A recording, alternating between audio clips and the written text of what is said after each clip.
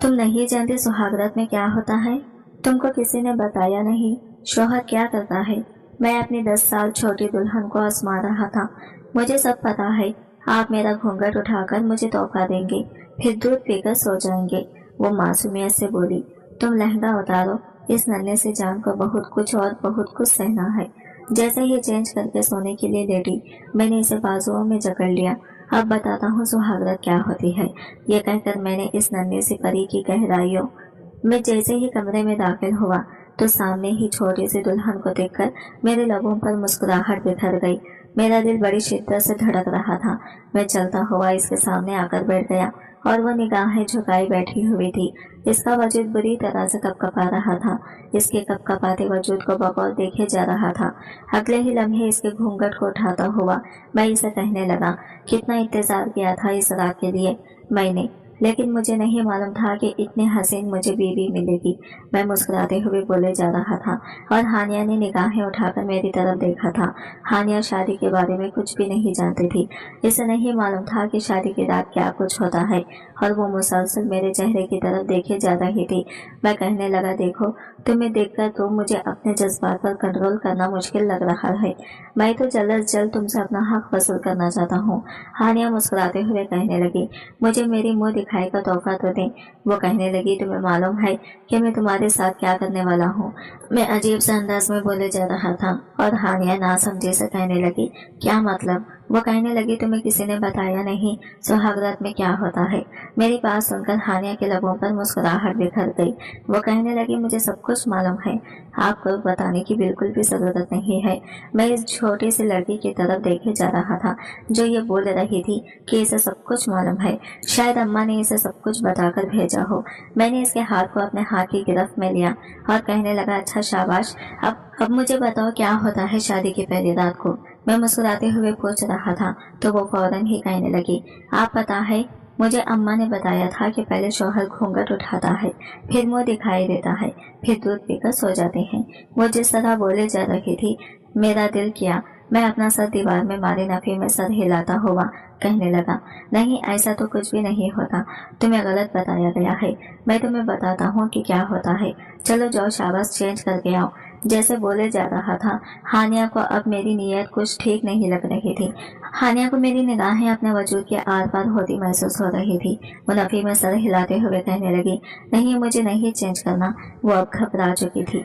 तुम नहीं चेंज करोगी तो मैं खुद करवा दूंगा, मुझे तो कोई मसला नहीं। इसकी बात सुनकर हानिया गुस्से में कहने लगी, कितने आप बेशरम है, आपको जरा भी शर्म नहीं आती एक लड़की के साथ ऐसी बातें करते हुए? वो गुस्से में बोली तो मैं मुस्कुराता हुआ कहने लगा, देखो मेरी जान, अब तुम मेरी बीवी हो और मियाँ बीवी के दरमियान कैसा पर्दा? तुम्हें तुम्हारी माँ ने सब कुछ बताना था ना। अब उन्होंने नहीं बताया तो मैं क्या करूं? उन्होंने बस इतने से बात बताई है, अब बाकी सब कुछ तो मुझे ही करना है। मैं इसे अपने ऊपर गिरा चुका था। हानिया मुझसे दूर हुई और कहने लगी कि समझाना पड़ेगा। ये क्या कर रहे हो? फौरन ही घबराती हुई मुझसे पूछ रही थी, ये क्या कर रहे हैं सलमान? मैं इस लड़की की तरफ देखे जा रहा था। मैंने कभी सोचा भी नहीं था कि हानिया मेरे नसीब में लिखती जाएगी। मैंने ऐसी निगाहों से कभी नहीं देखा था। मैं तो हमेशा इसे बच्ची समझता था। इसे स्कूल छोड़ने की जिम्मेदारी मेरी ही होती थी। अरे मैंने इसे अपने करीब करने लगा तो वो मेरे बाजुओं पर अपने नाखून गाड़ते हुए कहने लगी, ये क्या बदतमीजी है, ये आप क्या कर रहे हैं, ये गलत है। वो रोते हुए बोले जा रही थी और मेरा दिल किया अपने सर दीवार में मारे। कहने लगा, कुछ भी गलत नहीं है, बल्कि ये सब कुछ जायज है और तुम मुझे मेरा हक लेने से नहीं रोक सकती।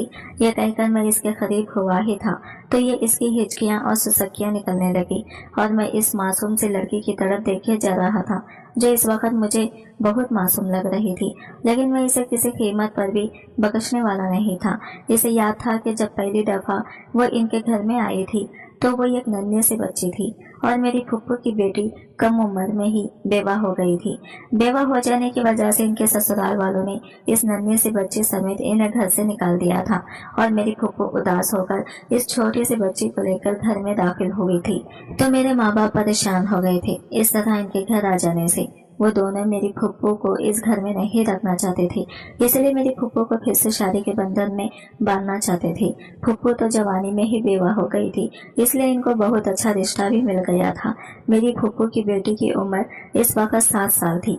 इसका नाम हानिया था और मैं भी इस वक्त कच्ची उम्र का ही था। इस वक्त मेरी उम्र सिर्फ 12 साल थी।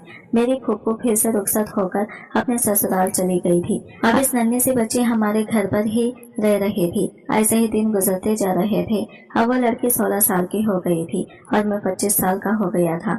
इन दिनों मैं कॉलेज जाया करता था और कॉलेज में एक लड़की को पसंद करता था, लेकिन मैं ये जानकर हैरान रह गया था कि हानिया सिर्फ और सिर्फ मुझसे ही शादी करना चाहती थी। मैं इसे लाख मना किया, लेकिन इसने नहीं माना और मुझसे ही इसका निकाह हो गया। और आज शादी की पहली रात थी। रात का वक्त था जब वो दुल्हन बनी कमरे में बैठी हुई थी। कमरे का दरवाजा खुला और मैं इस कमरे में दाखिल हुआ था। इसके चेहरे पर दुनिया जहान की संजीदगी छाई हुई थी। मेरे चेहरे पर इस कदर संजीदगी देखकर एक लम्हे के लिए वो परेशान हुई थी, लेकिन दोबारा नॉर्मल होकर बैठ चुकी थी। बहुत धीरे धीरे चलता हुआ मैं इसके पास आया। वो मासूमियत से मेरी तरफ देखे जा रही थी। मैं जैसे ही कमरे में दाखिल हुआ तो सामने बैठी छोटी सी दुल्हन को देखकर मुसाखित इसके लबों पर मुस्कुराहट बिखर गई। चलता हुआ इसके सामने आकर बैठ के इसका दिल बड़ी शिद्दत से धड़क रहा था। वो निगाहें झुकाई बैठी हुई थी। इसका वजूद बुरी तरह से कपकपा रहा था। वो इसके कपकपाते वजूद को बगौर देखे जा रहा था। इसका घूंघट उठाता हुआ कहने लगा था कि यहाँ पर सानिया की जगह तुम होगी। ये सुनकर इसने एकदम से निगाहें जब उठा के मेरी तरफ देखा और कहने लगी, कौन सानिया सलमान? मैं कहने लगा, वो जिसको मैंने तुम्हारी वजह से खो दिया है। मैं संजीदगी से बोले जा रहा था। हानिया ने निगाहें उठाकर मेरी तरफ देखा। वो शादी के बारे में कुछ भी नहीं जानती थी। इसे इस बारे में कुछ भी नहीं मालूम था। बस इसे इतना मालूम था कि वो मुझसे हमेशा के लिए पाना चाहती थी। मैं इसका हो चुका था, कभी इसे दूर नहीं जाऊंगा। लेकिन मुझे अब अपने जज्बात पर कंट्रोल करना मुश्किल लग रहा था। मैं खड़ा हो गया था। वो खामोशी से वहां से जाकर बालकोनी में सिगरेट सुलगाई थी। एक सिगरेट का गहरा कश लिया जा रहा था। थोड़ी ही देर बाद वो चेंज करके आई और मेरे पास आकर खड़ी हो गई।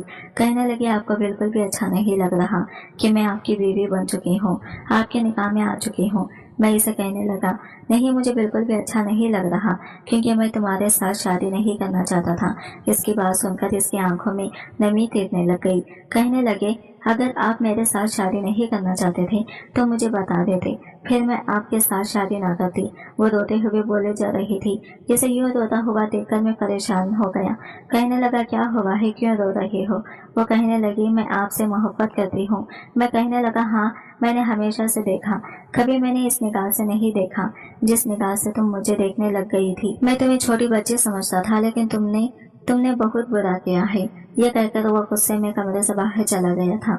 मैं कहने लगा, मैं भी तुम्हें मोहब्बत अब नहीं दूंगा, वैसे मोहब्बत जैसे तुम चाहती हो। ये कहकर मैं जा चुका था। हानिया घुटनों पर सर रखे बहुत शिद्दत से रोई जा रही थी। मैं भी कितनी आसानी से इसे छोड़ के जा चुका था। कभी इसकी आंखों के सामने वो सब कुछ घूमने लग जाता था। जब वो बहुत मोहब्बत से प्यार से इसके साथ पेश आता था, इसका ख्याल रखता था। अब जब वो इसकी बीवी बन चुकी थी तो वो कि कभी क्या कहकर चला गया था कि वो भी इसका ख्याल नहीं रखेगा, कभी इसके साथ मोहब्बत से पेश नहीं आएगा। ना जाने कितनी देर तक वो शिद्दत से रोती रही थी, सुसकती रही थी। वो रहना ही नहीं चाहती थी यहाँ पर किसी के साथ भी। वो इसे बहुत ज्यादा अकेला महसूस हो रहा था। यूं मैं इसके साथ रुख मोड़ेगा इसने कभी सोचा भी नहीं था। मैं बिलावजा ही सड़कों पर घूमे जा रहा था, सिगरेट पिए जा रहा था।